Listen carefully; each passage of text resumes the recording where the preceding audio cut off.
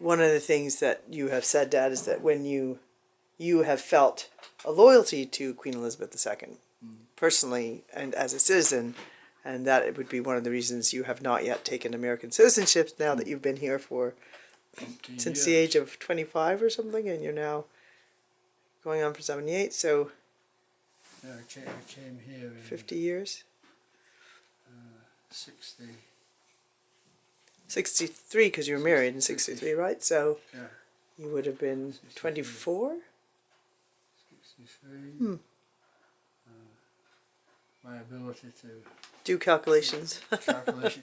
I think you would have been 24, actually. Yes, because you were... Yeah, I was 24. Right, and so now you're nearly 78 in July, so that's a long time you've been in the United States, and yet you're still a green card I still pay holder. my taxes.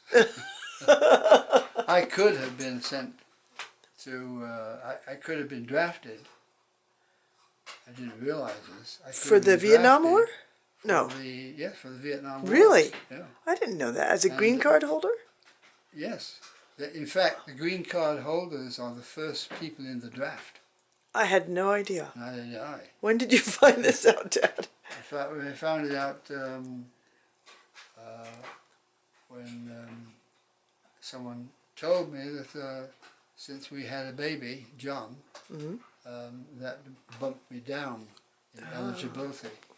And then a year or two after that, we had another baby, Joel. That bumped you down some more. Sort of cemented my immunity. Well, I'm glad to know. I had no idea that they could draft green card holders, but you still to this day still are a green card holder, even though you pay taxes. You can't vote. And it costs a lot more money now, green card. And it's a lot more rigmarole, isn't it? Yeah. You had to do that telemetry test or whatever. But well, by the way, you know, they told me when I'd completed all the paperwork that it would be another 6 or 8 months or something until I got it. wow. I think I told you that. It was gonna So be you a long still don't wait. have it? No, the funny thing is that I got it just within 2 months. Right. I thought they must have made a mistake. Amazing. So you now are safe and sound, but so going back to, you had said, I think, that you would consider taking American citizenship, but not unless the Queen were to pass away. Is that true? A true statement? Yes, I would seek citizenship. I always say the privilege of citizenship. If and when the Queen either retired or died, because I consider it, in a way, it was sort of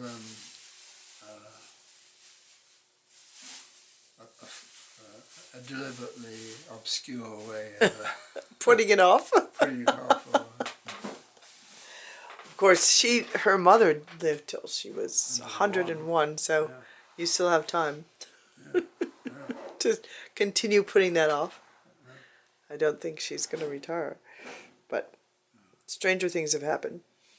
Anyway, so going back to that question then, you would say your family, particularly I suppose because Cousin Tim worked for the Queen, your family have not had any anti-monarchy sentiment, really.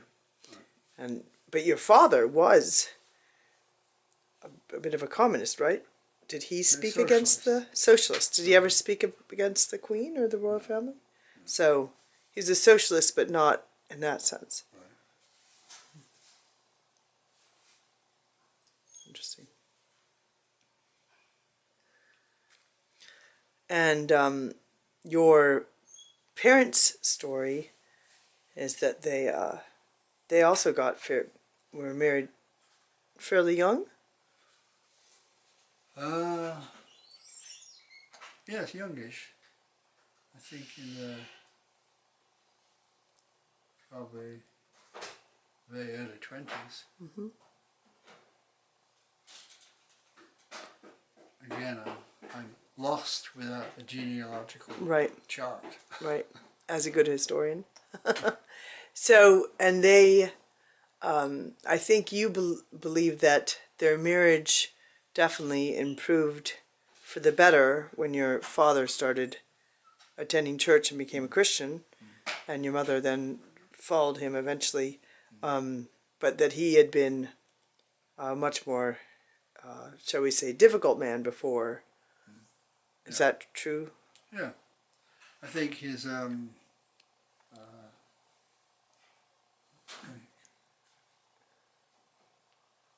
think some of his actions or opinions are traceable to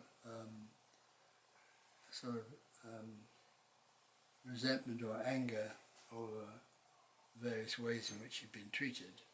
I mean, I think indelibly impressed upon him was the loss of job at the beginning of the Second World War, on the ground that he was upsetting the morale of his fellow workers.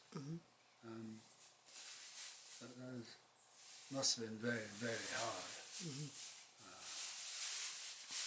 Very hard. Well, he had mouths to feed as well. Yeah, and an increasing number.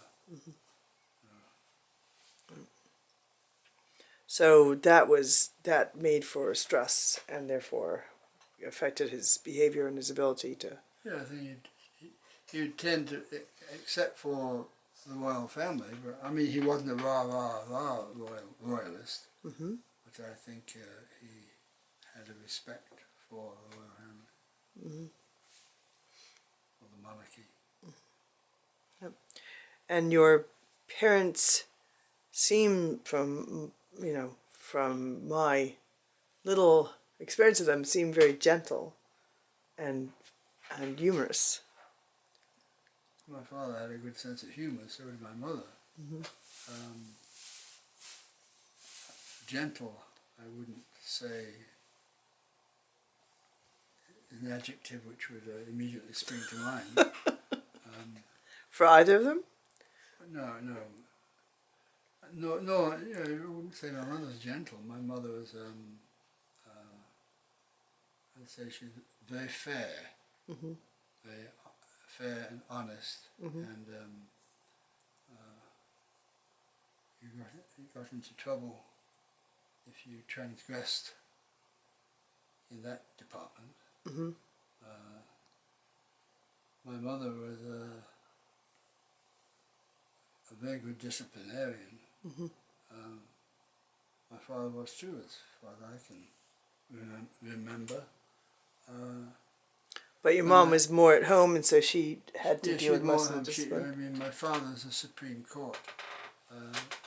I'll tell my mother would say, if really provoked, she would say, "I'll tell your father when you come home." And so what you would then do is, you knew that she would, so you had to sort of cozy up to her, and very tactfully, not immediately and obviously, but busy yourself doing things that she would appreciate. To be helpful.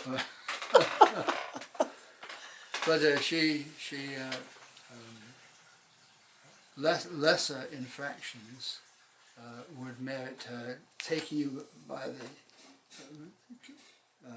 She'd grab your hair and shake your head. That was the usual. Right. And your dad, what was his punishment that he would mete out? There could be a formal punishment, an agreed cause of for punishment, at least as far as he was concerned. So I mentioned before, if you did poorly on your report card, you would likely get a thrashing. And the timeless comment, when you brought home a report card and you were second in the class, you say, "Why weren't you first?" Really? Yeah. Oh, wow.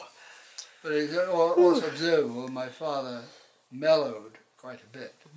In fact, my older brothers would grumble that we got away with things they would never have got away with. That sounds familiar. Yeah. Heard that around here as well. That's why the oldest kids are always the super achievers. They're not allowed to get away with anything. Yeah, I can remember I was a very slow reader. Which is astonishing to me now. Yeah, it's strange, but it's interestingly, both Nathaniel and Nicholas were slow readers. Anyway, I can clearly remember, I think it was a Monday night, sitting crying underneath the dining room table because I wasn't able to read.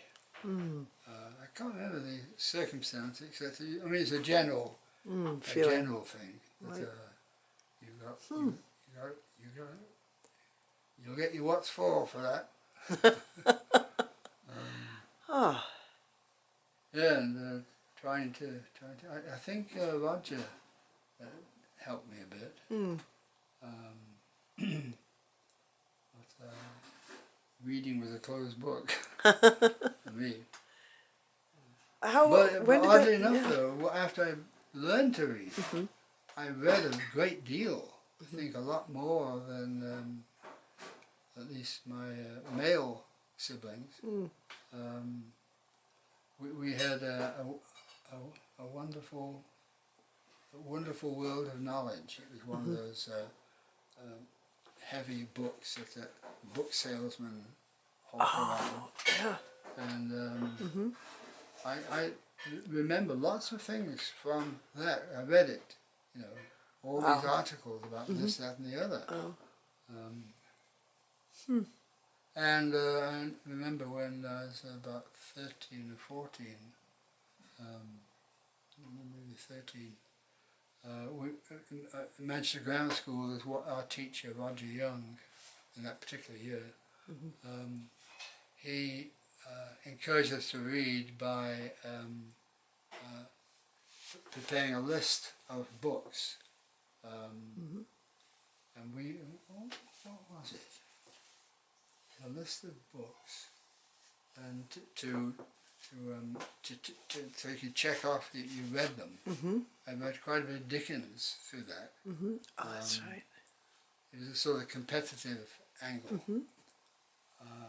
Something else I was remembering or forgetting about that.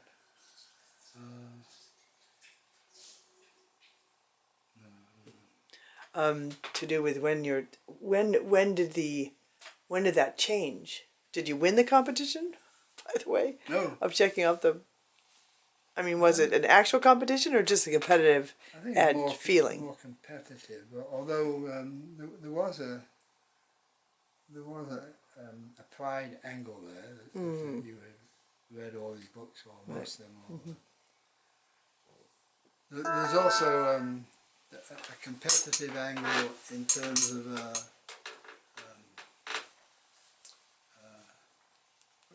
a competition which will require you to go to the local public library and to find. I know it was. I think it was poetry, and you had to track down who the poet was. Or something. I remember the Withington Public Library was halfway between Manchester Grammar School and our house. I used to cycle to school back and forth.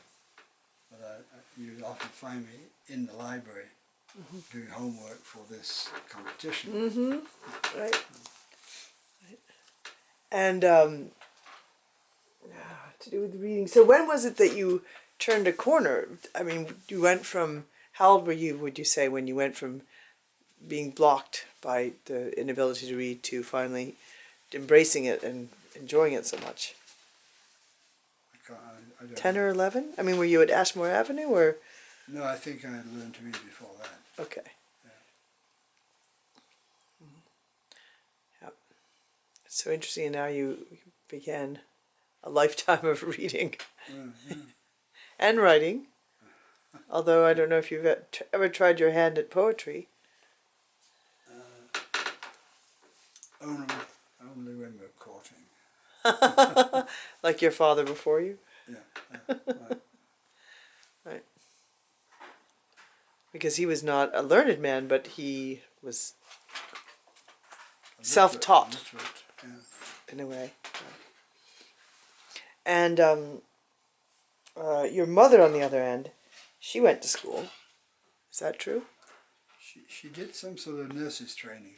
Oh, really? Yeah. I never heard that. I don't think she ever qualified as a nurse, but she did some nurse's training. I seem to recall that whatever she did at the Barnes Convalescent Home required a particular uniform. So that's my recollection. Auntie Margot would know. Right. Now so she would have been done with school by the time she met your father, and was therefore, sounds like, working at the Barnes Convalescent Home. She would have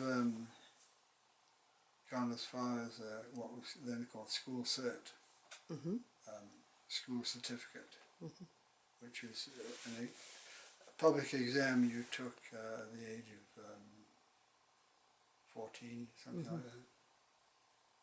So she went as far as that, and then, and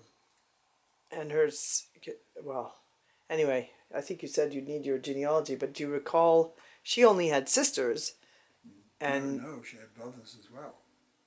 Oh. Was it your father who had only Uncle sisters? John was her favourite brother. Oh. Not my uncle. Right. You're not my Uncle John. Your Uncle John. Oh, she did? I guess I'll have to look over my notes. Donald, John. Actually, Donald, I think, was her favourite. Isn't Wesley. Wesley? Okay. Oh. Because so I'm getting mixed up, because Sybil was part of that family. And I thought, so they had a lot of kids in that family. Yeah, I think as well. 7? Did they have 7? 6. 6. Well, isn't Brandon, Uncle Brandon's Brandon Donald. So, yeah, named after. right. So do you remember spending time with your cousins? Did you have cousins you spent time No, we with? had only on the girls' side, and especially Margot, was any sort of any socializing. They lived well, they lived in Chile or thereabouts, but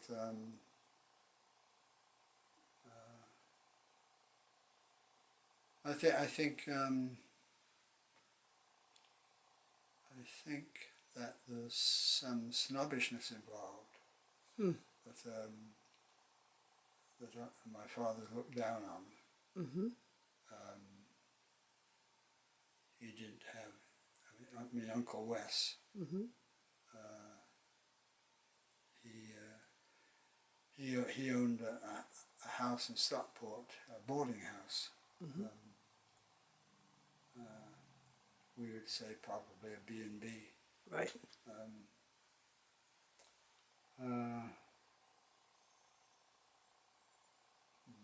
So you never really, even though you did have relatives and cousins on that side, it sounds like you didn't grow up spending time with them, and the other cousins would have been in the Boston area instead of locally? Where we hardly ever connected with the Boston. I think there are only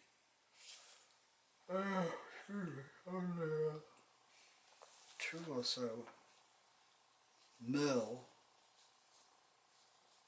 Melvin and Merle. They were the two children of gone. Used to be here. A picture? The Boston Stump. Oh, the Boston Stump, yes. Disappeared. Maybe it's in It the exists someplace. Yes. I think the anti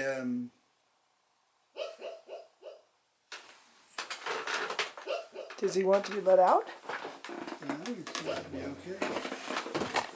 Oh, I can.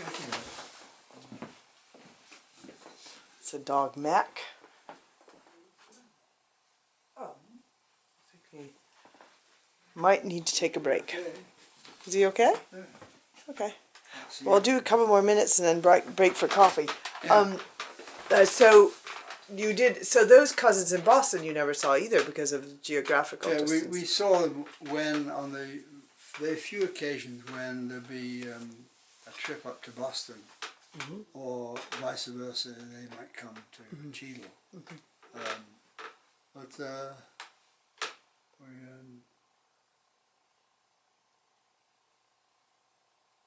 actually it's more complicated than that. I think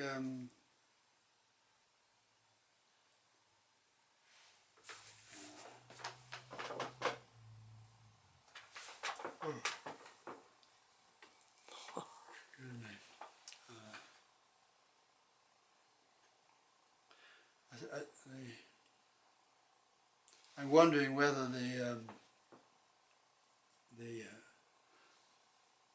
that my mother's brothers and sisters were the ones who actually or potentially might have been somewhat snobbish toward my father, and therefore toward our family. And it was I don't think Auntie Sybil ever quite got over the fact that academically we achieved much more than her family. Interesting. It was quite a social thing in those days, where you went to school. Right. And it would affect what sort of job you could get. So my father didn't fit the mould. His children did very well, and he himself was clearly much more literate than they were. Interesting. So do you remember, you said you had a favorite aunt, right? Which was your favorite aunt? Favorite aunt? Yes, didn't you? I seem to remember the other day. Not Aunt Sybil. No. Aunt Auntie Audrey? Actually, Auntie Audrey, she's my father's sister. I exchanged Christmas cards with her for several years after I'd come over to the States, and got a card in return. Right. In fact, they were with the Christmas things. I didn't throw it away. Oh. So that, I mean, your extended family therefore wasn't a big part of your life growing up. I mean, Right. you had plenty of life, it seems to me, within your own immediate family. Yeah, and school friends and so on. Well, we'll wrap up, but maybe we'll get a genealogy to look at and speak some more, but we'll break for coffee.